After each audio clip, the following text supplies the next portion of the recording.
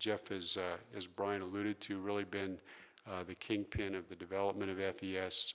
He's been an inspiration to all of us. He does a great job of balancing half full and half empty when we struggle through various parts of the development. But Jeff is going to show you through some video clips now what the actual skills modules look like.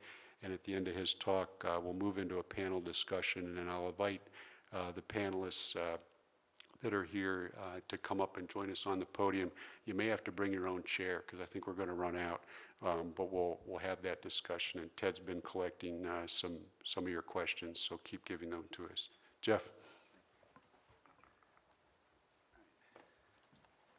I want to thank John and Ted, and I guess I can clap for John. That was a nice talk, John. I'm always overwhelmed by him as an educator, and I think it's something that we don't appreciate what the program directors do. And although I'm taking over that role at my institution, to John's, kind of sympathies when I talked to him about it. But anyways, FES, you can see, has been a big task from SAGES. This has been completely non-corporate supported so far. This is all SAGES and the volunteer work of many people. This is not just my work, but obviously the faculty for this course, as well as many of the staff for SAGES. This is my disclosure slide. I do consult for several companies as well as an advisory board for Apollo, and none of this will impact what we're talking about today. So what we're going to do today is basically kind of show you, we wanted to do a live presentation. We couldn't manage that, and my fellow was questioning my endoscopic skills, wondering why we didn't do a live demonstration so I could do like an edited version of my FES scoring for you.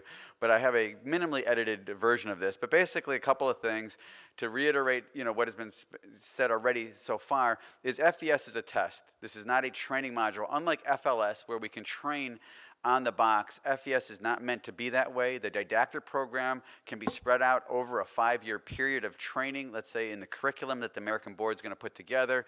But the final testing of the written component and the hands-on component is that test. And there are many other things, like Dr. Truss showed you, that will be our methods of getting to proficiency so that you can pass FES. And whether it be a shoebox or whatever, some of these things are going to kind of come into fruition when it comes to training.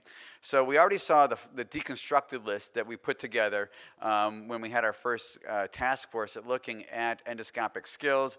And this is basically how we've labeled our different modules. There are 5 modules for the FES program. For those of you that did the beta testing for us, we thank you. You can go to the Learning Center today, or tonight I should say, and tomorrow.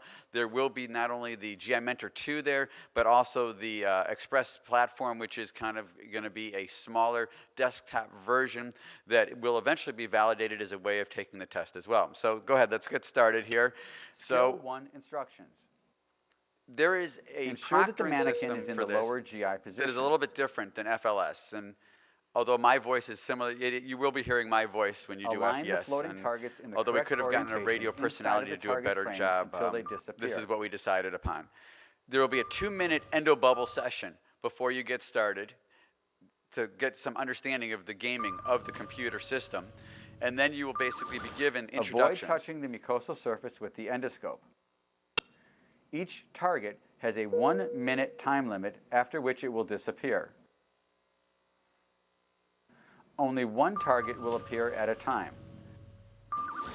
The goals of having this computer based is to minimize the amount of FTEs that it's going to take to do FLS. For those of you that are FLS training centers, you realize what a challenge it is to really put someone through a test. Please initiate. So basically, all the proctor is going to have to do is literally push a button and check an ID from the person doing the test. So we'll go ahead now. We'll go, here we are now, and this is, again, for Dr. Pauly, this is my minimally edited version of my navigation skills.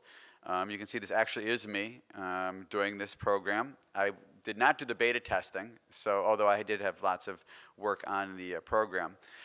Each segment is maxed out at 10 minutes. All right, so the test itself is a 50-minute program, similar to the FLS modules. You can see here, so this is navigation. You can see the shadow that we have. Point to this. There's a shadow here that we have to basically match to put our little chess piece inside. It's not a perfect system. Once you game this a little bit, you realize that I don't have to have all corners inside there.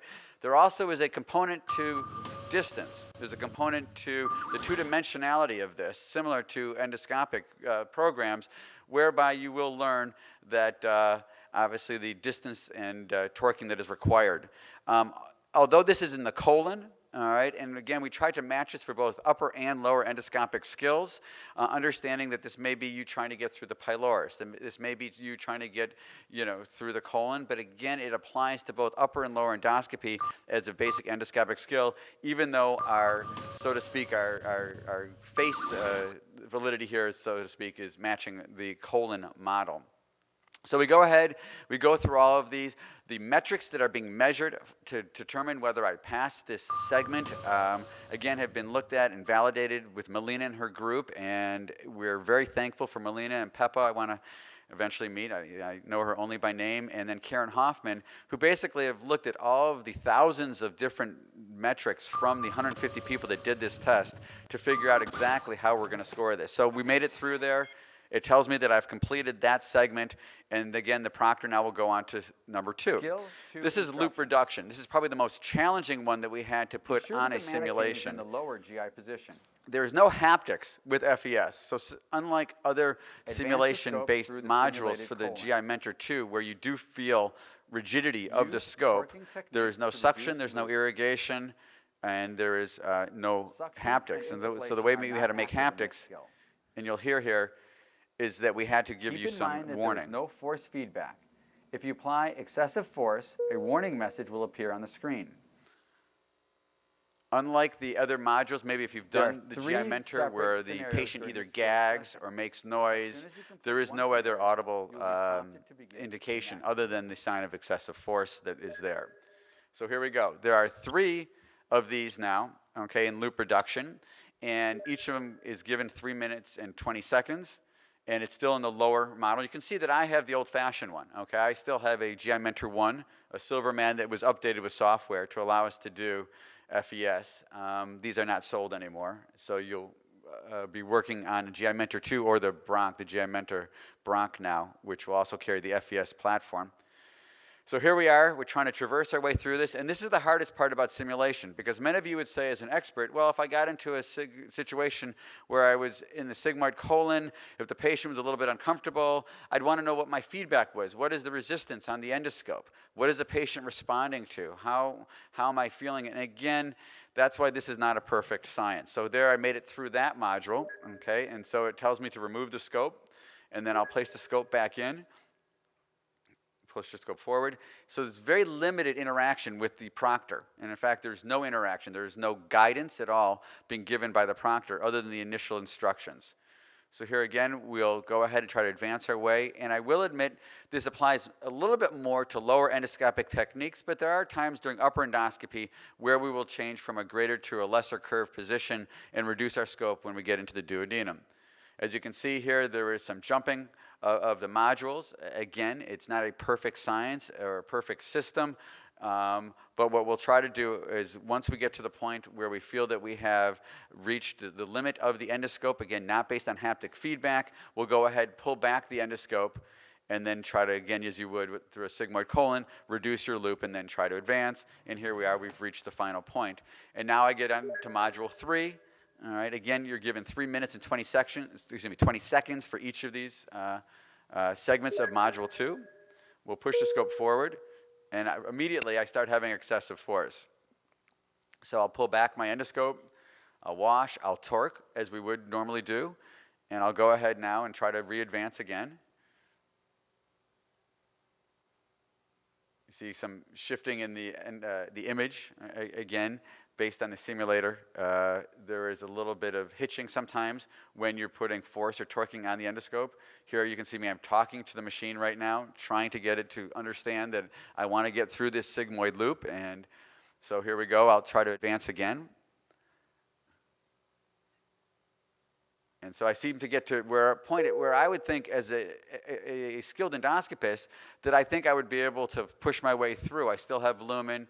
I don't think my patient is that uncomfortable. But again, I'll try again to reduce my loop here.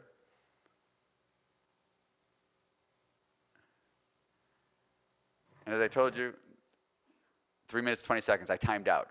All right, so as someone that does a lot of endoscopy, again, this metric here is very highly skilled. One of the things that we concerned ourselves with the simulator is it too dummied down, okay? But again, as you can see, I didn't pass that third test. And yes, Dr. Pauly, I will go home and practice some more. Skill 3 instruction. So task 3 is Ensure that the retroflexion. mannequin We is feel in that the retroflexion upper applies to GI both position. probably the upper and lower GI tract at the level of the fundus or in Perform the rectal retroflexion vault. when prompted. And here again, we are given instructions. We're told to retroflex to find the target. The master tool will automatically appear. This is considered our master tool. All right, and we'll go ahead. Identify and clear the visualized targets by using the master tool to touch the center green area of each target. So again, retroflexion is the key component of this module, but the other components of scope manipulation and pullback techniques obviously are important. Okay, It and so is there an are error multiple modules. So we'll keep moving along here. And so now here's my example on the third module here. And again, each of them are given 10 minutes. Some of them are shorter in terms of the total amount of time probably that it will take. And this is in the upper, okay? So I have to turn my Silverman around. And I'm ready to go. The great thing about this is after Melina went through all of this stuff is each of these modules is weighted differently, all right, based on the validity and the ability to differentiate our levels of experience. And so that although there are 5 modules, each one does not make up 20% of the test. There is a passing grade that comes with this now that is immediately scored by the simulator. And that's another important thing, is that we have to determine a passing score. So here we are now, and again, it appears similar to a rectum, similar to a fundic, kind of retroflex, but we really are trying to get away, as Dr. Duncan alluded to, we don't want this to mimic endoscopy, we want this to mimic endoscopic skills. The same way you do a peg transfer or a loop tie with FLS, although those are the deconstructed components of a lap chole, it doesn't actually represent or translate optically to what you might see during a laparoscopic cholecystectomy. So here you can see now I'm trying to pull back, and there are multiple techniques of doing this, and lo and behold, I may, if you touch the outer rim, I can't, no, this one I got. I think one of these I do touch the outer rim, and there will be an audible penalty. All of these things are added up. The amount of torquing each time that you do, the amount of times that you touch outside of the green, the amount of times that you touch the mucosa, these are all metrics that have been put in together to help validate each of these systems.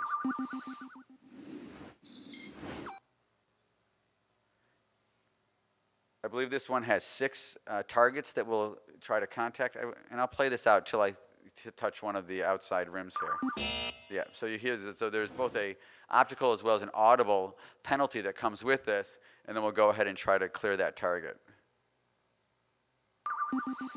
Wonderful. Okay, so let's move on now to number 4. Skill Now this 4 is one of the hardest ones for us to validate, all right? Ensure And the that the reason for mannequin that is in is the because lower when we GI think about position. mucosal evaluation, you do a Advance the colonoscopy. scope to the starting If you point pulled the scope as out per in the 3 minutes, on-screen would that make you a instructions. skilled endoscopist, or would that make you someone that's not providing good screening techniques? And so time cannot be everything. And again, if you Thoroughly take too much examine the time, mucosal surface does that mean that during you're not scope skilled withdrawal, enough? So looking our for introduction targets. basically will explain here that you're supposed to obviously evaluate as much of the mucosa, just like you were doing a diagnostic endoscopy, and then you will come across little targets behind Once folds. located, hold the target in view until it turns green. If the target is in view but not turning green, you may need to further optimize the angle and distance between the target and scope. Wonderful. Okay, so now, again, the proctor has to push a button. We move along. This is now in the lower GI position. The only upper GI position is module 3. All right. And again, that's just the way the system seemed to work out in terms of being able to get these platforms put together. In this one, similar to a colonoscopy, it's a drawback from the cecum. So the scope is advanced all the way to the point where the computer will tell you to stop, and then we start drawing back. The other thing about this simulated system is that we don't tell you how many targets you need to find. We don't tell you how many times the targets have been missed, and we also don't tell you where the targets are going to be. So in one sense, if we told you there were exactly 10 targets, would that offset your ability to evaluate all of the mucosa? And so we basically felt that this was the best way to do it. This is not a randomized system in the sense that the same one that I do, Dr. Truss, if he went on and did it, he would get the exact same platform in terms of the modules view and in terms of where the targets are hidden. You can see some of these are hidden behind folds, and to clear them sometimes can be a little bit challenging to get the scope not to jump. And again, all of that plays into somewhat of a penalty in terms of the number of times that I've had the target in view and not able to clear it.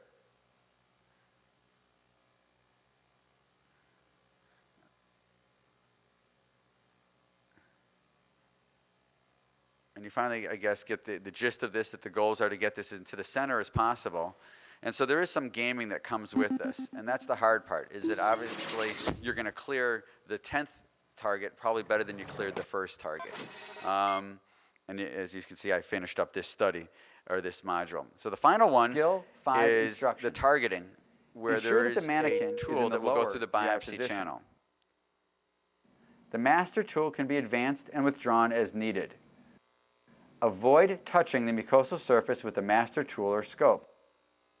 Identify and clear the visualized targets by using the master tool to touch the center green area of each target. There is a 1 minute, 15-second time limit for each target. Okay, perfect. So here we go, module 5. Again, my proctor's starting the system up for me. This, again, is in the lower GI system. And we'll go ahead and move along. The master tool will come out when you advance the small scope tool through the biopsy channel. It will appear, and we'll go ahead and be able to advance the scope. There are two techniques of being able to clear this. One is obviously getting it out and then moving the scope along as a spear, as you might do if you were having some issues with torquing the scope. The other one is to get your scope near enough and then advancing the master tool out, similar to maybe doing a polypectomy. And we didn't want to penalize people for one way or one technique or the other, and so both of these techniques were felt to be adequate. Again, the concept of penalties, if you touch the mucosa with the master tool, if you touch the outer rim with the master tool, these are things in terms of the metrics that people will be penalized for. And I think I do touch the outer rim on one of these here. Not yet. As we move along here, again, the goals are for targeting the center portion. And there we go. So there's a penalty, 2 penalties. So we do our best as the endoscopist to prevent that kind of thing. So this is, again, a good gaming situation, but also utilizing what we think are important parameters that we need to measure in terms of endoscopic skills.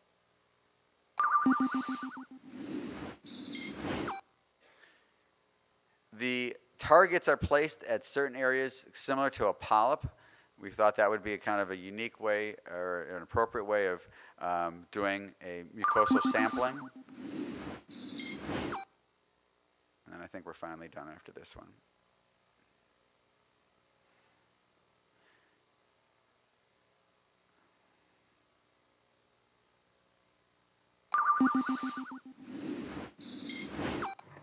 Wonderful. And so once we've completed, the proctor will turn off the exam. There is no grade given at the time of the exam. To pass FES, it is a written and a hands-on tool. We don't believe we're going to have to take them at the same time. And we're going to go, I want to kind of clear this up a little bit. So just as everyone's been telling you, FES is the very first validated tool and for both endoscopic skills and probably that you're going to take in your lifetime. A driver's test, all these other tests, the American Board of Surgery, oral, written exams, none of these are validated tools, and it's gone through a lot of rigor. But a couple of important things to understand here. FES is not meant to be a credentialing or a privileging tool. We don't expect that hospitals are going to acquire or require this initially. It may come to that, okay? Again, similar to what Dr. Sillen told us about FLS, it was thought that FLS would be used for the practicing physician. As it is right now, we are expecting this for the minimum level proficiency category, which in our mind is the PGY3 surgical resident completing an endoscopic rotation or that PGY1 GI fellow at the end of their year going on to the second year.